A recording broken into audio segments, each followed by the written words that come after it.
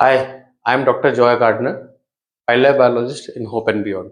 हमने जस्ट अभी एक वीडियो शूट करा और शूट करने के बाद में एक बड़ा ही इंटरेस्टिंग सा क्वेश्चन हमारे सामने आ गया कि क्या किसी एक सांप को मारने पे नागिन बदला लेने आती है या नहीं। सो ये बात सही भी है और गलत भी है। अब आप बोलेंगे सही कैसे? क्या सच में नागिन मूवी में जो बताया गया सब कुछ सच है? हाँ, कुछ हद तक ऐसा चीज होता है कि अगर हम लोग किसी सांप को मारते हैं तो दूसरा सांप वहां पर आता है, लेकिन ये नागिन बदला लेने आती है या नहीं, इस चीज के अंदर एक प्रॉपर साइंस छिपी हुई है और हम सभी को इस साइंस को जानना बहुत जरूरी है। तो साइंस ये कहती है, जैसे अगर आप कभी मान लो किसी मधुमक्खी को कोई इंसान मारता है तो उस मधुमक्खी को मारने के टाइम पे एक केमिकल रिलीज होता है बॉडी में से उन मधुमक्खियों के, उसे बोलते हैं फेरोमोन। उस फेरोमोन को स्मेल करके, उस फेरोमोन को सेंस करके जो दूसरी आसपास में मधुमक्खियां आ गए हैं वो वहां पर आती है चेक करने के लिए कि हमारी किसी मधुमक्खी को, हमारी किसी पार्टनर को, साथी को किसी ने मार दिया। अ, या वो ये चेक करने आती है कि हमारे एरिया में कोई दूसरी मधुमक्खी तो नहीं आ गई। ये जो पूरा एनिमल किंगडम हमारा चलता है, वाइल्ड लाइफ चलता है, इस पूरे के अंदर फेरोमोन्स की बहुत इंपॉर्टेंट रोल है। आपने देखा होगा टाइगर को कई बार वो पेड़ों के पास स्प्रे करता है, वो स्प्रे करके अपना एरिया, अपनी टेरिटरी मार्क करता है। दूसरा जब टाइगर आएगा, मेल टाइगर, वो उसको सूंघेगा और सूंघकर उसको पता चल जाएगा कि ये किसी और टाइगर की टेरिटरी है और वो फिर वहां पे नहीं रुकेगा, वहां से वो चला जाएगा। सेम वे में सारे एनिमल्स इस टाइप का कुछ ना कुछ करते हैं अपना अपना एरिया, अपनी टेरिटरी मार्क करने के लिए। आप अगर डॉग्स को भी देखेंगे ना तो आपने नोट किया होगा, डॉग्स भी चलते चलते किसी खंबे के ऊपर या फिर किसी गाड़ी के टायर के ऊपर वह अपना मार्किंग करते रहते हैं। तो ये सारा है अपना डोमिनेशन बनाने के लिए, अपना एक वर्चस्व, अपना एक एरिया, अपनी एक टेरिटरी बनाने के लिए होता है। सेम वे में सांपों के अंदर भी होता है। जब किसी सांप को, आज से अगर हम मान लो हम बात करते हैं आज से 200-300 साल पहले की, जब इतनी ज़्यादा साइंस डेवलप नहीं थी और इतने सारे हमारे पास में अभी जो साइंटिफिक टूल्स है उस टाइप की चीज़ें नहीं थी, तो उस टाइम पे मान लो अगर कभी किसी को, किसी के घर में सांप आ गया और उन लोगों ने उस सांप को मार दिया, एक लाठी ली उस सांप को मार दिया, तो मारने के टाइम पे क्या होगा, उस सांप में से कुछ वो फेरोमोन से वो निकलेंगे।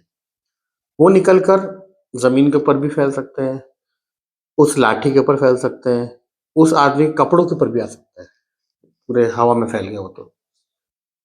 फिर उन लोगों ने तो सांप को मार दिया, मारने के बाद में वही लाठी लेकर वो आदमी चला गया गाय भैंस को चराने के लिए खेत के अंदर, मे बी नेक्स्ट डे। और जब वहां पे गया, कोई पेड़ दिखा, पेड़ के नीचे वो सो गया।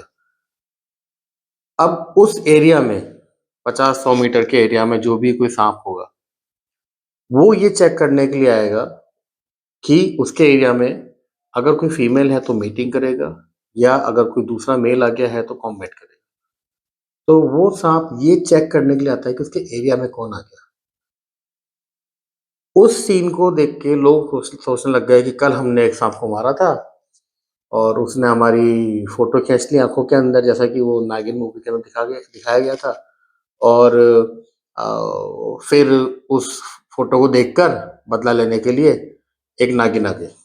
ये कंप्लीटली गलत है, ऐसा कुछ नहीं होता। ये पूरा जो खेल है ये फेरोमोन का खेल है। तो किसी भी सांप को हमें मारना नहीं चाहिए। अगर हम उसको मारते हैं तो फेरोमोन्स उस एरिया में फैल जाते हैं और उस वजह से जो दूसरे आसपास के सांप हैं वो भी वहां पर आ सकते हैं।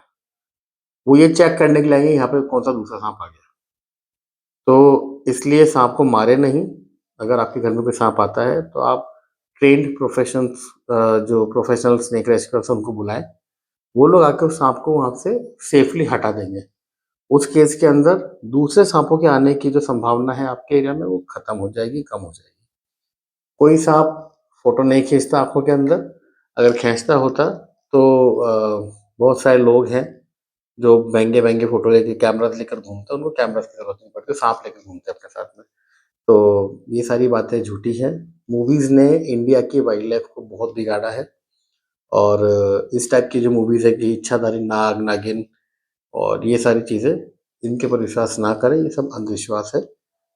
जानवर जो साँप है, वो हमारे साथ में रहते हैं और अ, हमारे एक नेचुरल पेस्ट कंट्रोलर हैं। तो हमें इनके साथ में रहना, इनके साथ कोएग्ज़िस्ट करना जैसे हमारे पूर्वज करा करते थे, सीखना चाहिए और इन सारे अंधविश्वास को हमें नहीं मानना। और मैं मेरे कैमरामैन भाई साहब को एक बात बोलूँगा, भैया ऐसे फालतू के सवाल मत पूछा करो। आप स्नेक रेस्क्यूज़ करते हो, तो एटलीस्ट आप इन सारी चीज़ों को पहले पढ़ो और उसके बाद कोई नॉलेजेबल सवाल मुझसे करो। Thank you.